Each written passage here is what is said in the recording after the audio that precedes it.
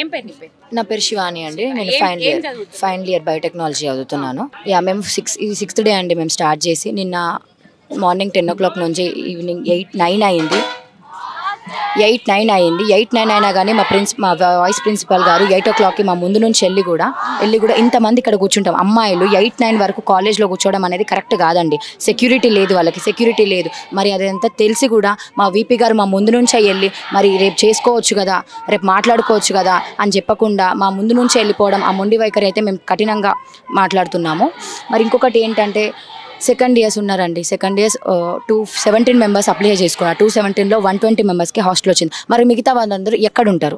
వాళ్ళందరికీ hostel accommodation లేదు అని తేల్చి చెప్తున్నారు. మరి ఒక సొల్యూషన్ ఏదో ఒకటి మాట్లాడాలి కదా. అదంతా కాకుండా అకామిడేషన్ లేదు, ఎక్కువ మెంబర్స్ వస్తే వాటర్ ప్రాబ్లం వస్తుంది. ఇవన్నీ ప్రాబ్లమ్స్ అండి. ఒక హాస్టల్ మీరు పెడుతున్నప్పుడు దానికి సంబంధించిన ప్రాబ్లమ్స్ ఏమైనా ఉంటే మీరు సాల్వ్ చేయాలి. అలాంటిది కాకుండా ఆ ప్రాబ్లమ్సే మీరు పెట్టి దీనివల్ల మేము మీకు హాస్టల్ ఇవ్వలేకపోతున్నాము, ఎంతమందికి ఉంటే అంతమందికి అకామిడేషన్ ఇస్తాము, మిగతా వాళ్ళకు ఇవ్వము అని ఇర్రెస్పాన్సిబిలిటీ అనేది మాకు నచ్చలేదండి. ఇది 6th డే. ఇవాళ కూడా మాకు ఎలాంటి రెస్పాండ్ రాకపోతే మేము ఇంతే ముందుకు తీసుకెళ్తాం కానీ ఆపేది మాత్రం లేదండి. యూజీ వాళ్ళకి 100% సెకండ్ ఇయర్స్కి హాస్టల్ వచ్చిందాకా ఇక్కడ నుంచి వెళ్ళమని తేల్చి చెప్తున్నాం. గత 2 నెలల నుంచి చూస్తున్నాం మనం, నిరుద్యోగులు కానీ విద్యార్థులు కానీ రోడ్ల మీదకి వచ్చి బైఠాయించి ధర్నాలు చేస్తున్నదే చూస్తూ ఉన్నాం మనం తెలంగాణలో. ఇదే ఇగో వీళ్ళు ఇక్కడ కూర్చున్నారు. ఎందుకోసం కూర్చున్నారు అనేది మీకు ఇందాక చెప్పిన నేను.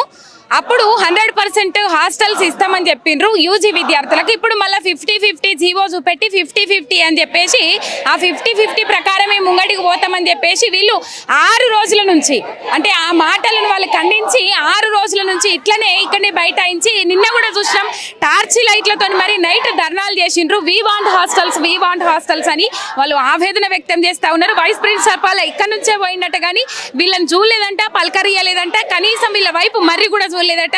వాళ్ళు అట్లా కూడా ఆవేదన వ్యక్తం చేస్తా ఉన్నారు. చూడొచ్చు మనం, ఆడపిల్లలే కాదు మగ పిల్లలు కూడా కూర్చున్నారు ఇక్కడ.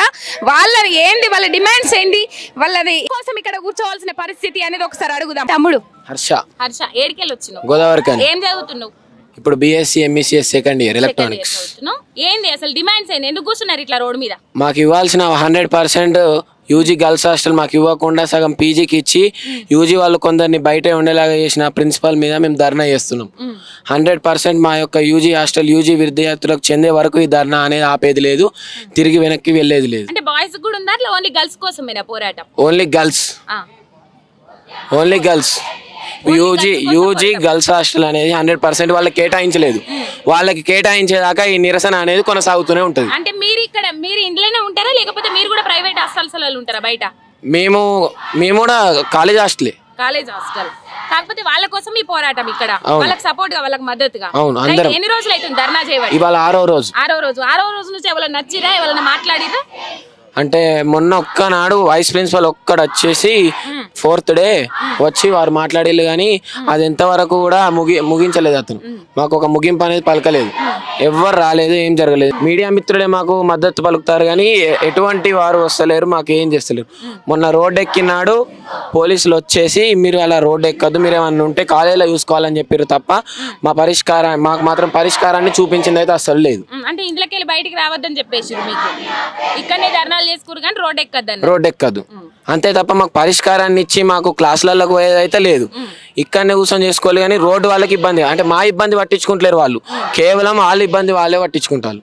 మాది ఏంటిదంటే 100% యూజీ గర్ల్స్ హాస్టల్ అనేది యూజీకి చెందాలి. అది కేటాయించే వరకు మా నిరసన అనేది ఆపేది లేదు. తమ్ముడు ఏం పేరు? వర్ధన్. ఏడికెళ్ళి వచ్చినావు? భద్రాద్రి కొత్తగూడెం డిస్ట్రిక్ట్ జులూర్పాడు మండలం గుండెపూడి గ్రామం నుంచి వచ్చాం. మేము 6 days నుంచి మేము ధర్నా చేస్తున్నాం. ఎవరు రెస్పాండ్ అవ్వట్లేదు. ఏ అధికారులు వస్తుర్రు పట్టించుకోవట్లేదు. మేము బయట ఉంటుంటే ప్రైవేట్ హాస్టల్లో 4-5 వేలు అవుతున్నాయి. ప్రైవేట్ హాస్టల్ మా ఫ్రెండ్స్కి గర్ల్స్కి హాస్టల్స్ ఇస్తలేరు. పీజీ వాళ్ళకు అడుగుతుంటే సార్ని అడుగుతుంటే 50% మీకు 50% వాళ్ళకని కేటాయించారు. మా 50% వద్దు, 100% వీజువల్కే ఇవ్వాలి అని మేము 6 days నుంచి ధర్నా చేస్తున్నాం. ఎవరు పట్టించుకోవట్లేదు మ్యామ్. మొన్న రోడ్ మీద ఎక్కుతుంటే పోలీసులు అరెస్ట్ చేసిర్రు, మా వాళ్ళని తీసుకెళ్ళిండ్రు. అయినా కానీ నెక్స్ట్ డే వచ్చి మీడియాస్ వస్తున్నాయి, అందరు వస్తున్నారు కానీ ఏం పట్టించుకోవట్లేదు. న్యూస్ ఇస్తుర్రు, ఎవరు రెస్పాండ్ అవ్వట్లేదు. ట్విట్టర్లో వాటిలో ట్యాగ్ చేస్తున్నాం, మంత్రులను అందరిని ట్యాగ్ చేస్తున్నా కానీ ఎవరు రెస్పాండ్ అవుతలేదు. ఇవ్వలేదు మ్యామ్, ఇప్పటి వరకు రిప్లై ఇవ్వలేదు. ప్రిన్సిపల్ని ఏమైనా అడుగుతామంటే ప్రిన్సిపల్ కూడా వస్తలేడు. మాకు ఇంకో 15 daysలో ఇంటర్నల్ ఎగ్జామ్స్ ఉన్నాయి. ఈ ఎగ్జామ్స్ గురించి పట్టించుకోకుండా మేము ఇక్కడ ధర్నా చేయబడుతున్నాం. ఏం పేరు చెల్లె నీ పేరు? బృందా. ఎక్కడి నుంచి వచ్చినావు? నేను మిర్యాలగూడ మండల్ యాదగిరిపల్లి నుంచి వచ్చిన. అంటే ఫస్ట్ ఇయర్ ఇప్పుడు? లేదు, ఫస్ట్ ఇయర్ అయిపోయింది, సెకండ్ ఇయర్ చదువుతున్నాను. ఫస్ట్ ఇయర్ లో బయట ఉండమని చెప్పిండ్రు. ఫస్ట్ ఇయర్ లో ప్రొవైడ్ చేయలేదు, సెకండ్ ఇయర్స్ నుంచి ఇవ్వాలన్నమాట. బట్ మేము వచ్చి ఇక్కడ ప్రైవేట్ హాస్టల్లో ఉంటూ 1 year ఆల్రెడీ అయిపోయింది. మాకు 1 year నుంచి 50,000 అట్లా అవుతుందండి బయట. మా పేరెంట్స్ ఫైనాన్షియల్ ఇష్యూస్ ఉంటాయి వాళ్ళకి, మేము ఎట్లా పోరాడాలి? ఇంతగానం ఫైట్ చేస్తున్నా ఎవ్వరు కూడా రెస్పాండ్ కావట్లేదు. మాకు యాజ్ ఎ గర్ల్స్గా ఎన్ని ప్రాబ్లమ్స్ ఉంటాయి, పర్సనల్ ప్రాబ్లమ్స్ ఉంటాయి, పేరెంట్స్ ఉంటారు. ఇప్పుడు నేను సింగిల్ పేరెంట్ అండి, మా మమ్మీ ఒక్కతే నా కోసం కష్టపడుతుంది. ఎంతకని కష్టపడుతుంది మా మమ్మీ మాత్రం. అది ఇట్లా ఉంది, ఇక్కడికి వస్తానేమో ఇట్లా ఉంది. ఏ గ్రూప్ తీసుకుంది? BCA. మమ్మీ ఒక్కతే ఉంటారా? మమ్మీ ఒక్కతే నన్ను కష్టపడి ఇంతవరకు తీసుకొచ్చింది. ఇంకా ఇప్పుడు నాలాంటి వాళ్ళు ఇంకా చాలా మంది ఉంటారు అక్క. మా మమ్మీ ఇలాంటి వాళ్ళు ఎంతమంది పోరాటం చేస్తే వాళ్ళ కూతుర్లు ఇక్కడ దాకా వస్తారు. వాళ్ళ కూతుర్లు ఈ కాలేజ్ని నమ్ముకొని ఇక్కడ దాకా వస్తే వాళ్ళు హాస్టల్ ఇవ్వకుండా, యూజీ సెల్ఫ్ ఫైనాన్స్డ్ అని వాళ్ళకి ఇవ్వకుండా, రెగ్యులర్ అని వాళ్ళకి ఇస్తూ, అట్లా కాకుండా మళ్ళీ 100% యూజీకి ఇవ్వాలి. పీజీ వాళ్ళకి ఇంకొకటి ఓయూ ఉంది, వాళ్ళకి సెకండ్ ఆప్షన్ ఉంది. బట్ మాకు లేదు సెకండ్ ఆప్షన్. అది అమ్మ ఏం చేస్తారు? అమ్మ నార్మల్ క్లర్క్. ఎస్.